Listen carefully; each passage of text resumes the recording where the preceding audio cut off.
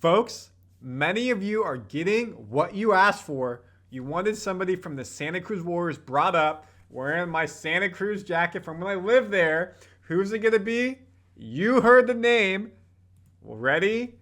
3, 2, 1. Kevin Knox is reportedly, per Anthony Slater, getting a two-way contract, a 10-day contract with the Golden State Warriors after the All-Star break.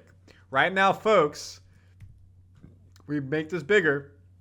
We have 3 spots open. We have to start filling. Quinten Post went from two-way to full-time. Jackson Rowe is a two-way player. Pat Spenser is a two-way player. Per NBA rules, we have to fill out the roster going forward. You can do people coming up on a 10-day contract or the buyout market, which Ben Rogers has been doing a great job about. Randy Silver, Warriors Digest, we're going to break down why Kevin Knox is him and is getting that contract. Before we do, we are less than 120 people away from 9,000 fans. All-Star Weekend is here. Can we get 100 from this one video? Please and thank you. Help us hit 9,000. Only 30% of the people watching are subscribed. If you want Warriors news every day, we give it to you. Breakdowns, trades, post-game, pre-game, everything that you need. Warriors Digest is here for you.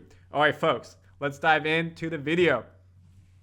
The former 9th overall pick is averaging 25 points, 9 rebounds, and 2 assists in 12 regular season games with the Santa Cruz Warriors. An incredibly efficient 52.7% from the field, 44.4% from behind the arc. This is pretty good.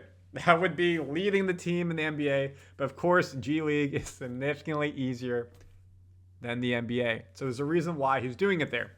He is a former NBA player. We're going to break it down in a second why it did not work out, but I expect him to do well in the G League. He's playing against people who have never been in the NBA or the young players trying to work their way up. When someone has that experience, like anything you do in life, when you have experience up here and you go down to here, if you have the skill set, you should overperform, which he's doing. Now, the thing, folks, is the Warriors need to sign Knox and a couple other people, as I talked about earlier in the video. So they're going to have to sign somebody else. And of course, Warriors Digest, subscribe, comment, tell me your thoughts. We'll let you know when we find out who the other person is. It could be a buyout market, could be from the G League team as well. Once those expire, they'll have another 2 weeks before signing 2 rest of the season deals. So it could be Kevin Knox, it could be other people. So the Warriors need to do some roster moves to fill out the roster, as you're seeing right here. Let me blow it up. Again, this all stems from the Jimmy Butler trade. Why? Because you lost Anderson, you lost Dennis, you lost Melton earlier in the season, but that was a 1-for-1 for Dennis. You lost Wiggins. I hope you're doing well in Miami. So that is what is going on.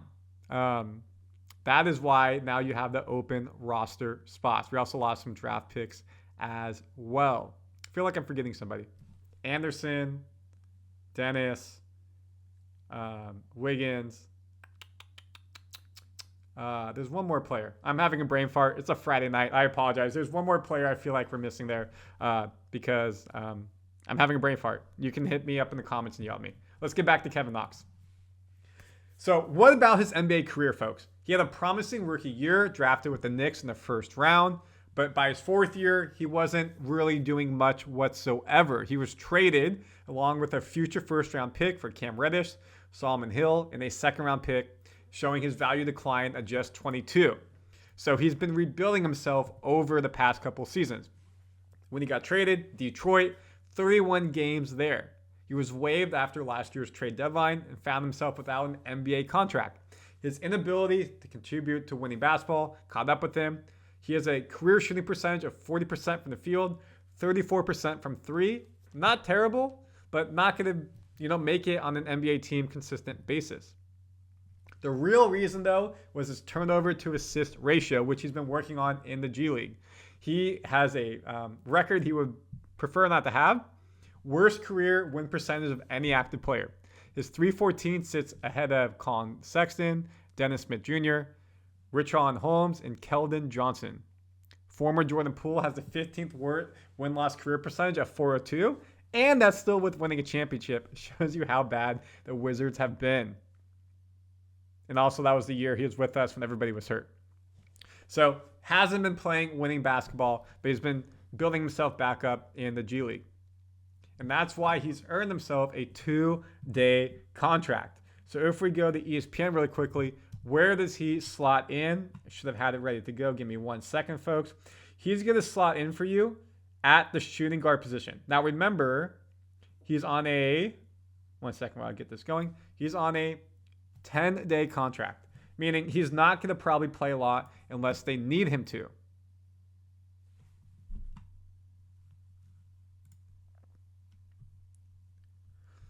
After the All-Star break, Kuminga should be coming back.